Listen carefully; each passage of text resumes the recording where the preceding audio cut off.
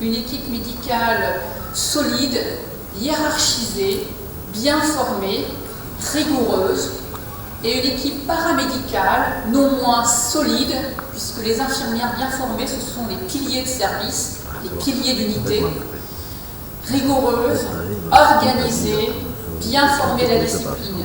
Il est hors de question, du moins dans nos services, et j'espère que ça va durer, d'avoir des infirmières multidisciplinaires.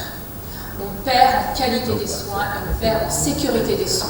Ça a été expérimenté et les services de neurochirurgie qui ont fait ces expériences, notamment au bloc opératoire, sont tous revenus en arrière. Il nous faut du personnel spécialisé.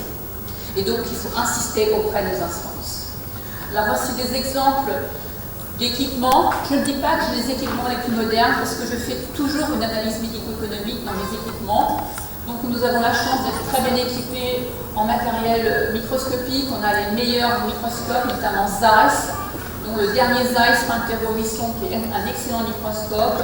On a la chance de travailler en salle hybride, donc de partager des salles de radiologie très bien équipées, en biplan, et les neurochirurgiens ont des datations dans les salles hybrides. C'est une nouvelle façon de travailler avec de nouveaux personnels, notamment les manips radio et les iPods à côté.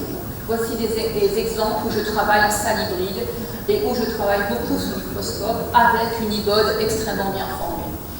Et tout ceci nécessite d'être attractif et donc d'être attentif à la stratégie de développement. Et donc nos trois missions de soins, d'enseignement et de recherche, qui sont les missions pour acquérir ou solliciter une carrière hospitalo-universitaire, doivent s'accompagner d'une fonction managériale. Et cette fonction managériale, on y apporte beaucoup plus d'importance depuis quelques années, car on s'aperçoit de quelques difficultés au niveau national, mais également extranational, au niveau européen. On s'est aperçu qu'il y avait une perte d'attractivité pour les carrières universitaires, pour devenir professeur, pour tenter l'agrégation. Et une enquête nationale à travers les disciplines l'a parfaitement démontré et elle est publiée en 2022. En effet, 50% des agrégés ou professeurs ou chefs de service professeurs d'université sont en syndrome d'épuisement professionnel. 50%, c'est énorme. Du fait d'une charge de travail énorme en soins, en enseignement, en recherche et en management. On travaille en moyenne 12 heures par jour, donc ne pensez pas qu'on passe notre temps dans les congrès. En fait, on passe notre temps dans les blocs opératoires et à discuter budget avec nos directions, qui ne sont pas du tout bienveillantes.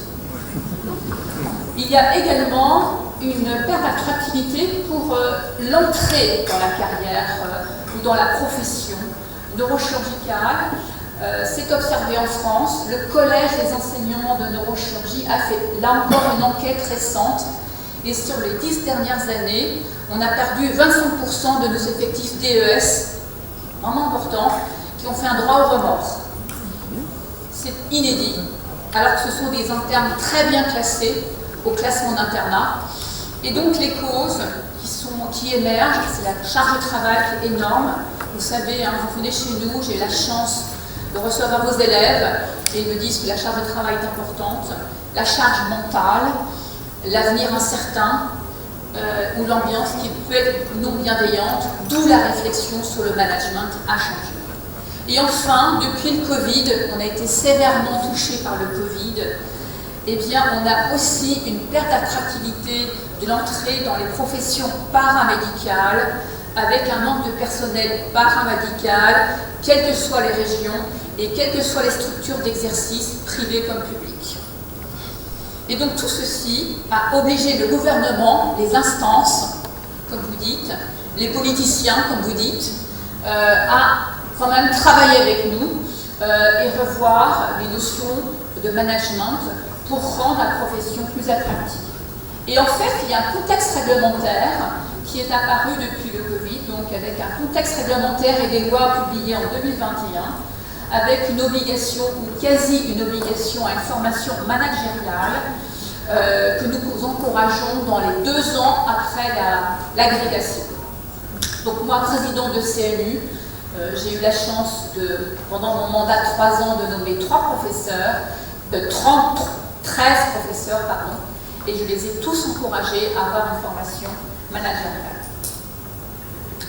De telle sorte qu'il est encouragé d'avoir un passeport managérial qui repose sur des supports qui ont été réfléchis de façon collaborative sur l'axe, ce sont les mesures Ségur, du nom du ministère de la Santé, mieux manager pour mieux soigner. Alors je vais un petit peu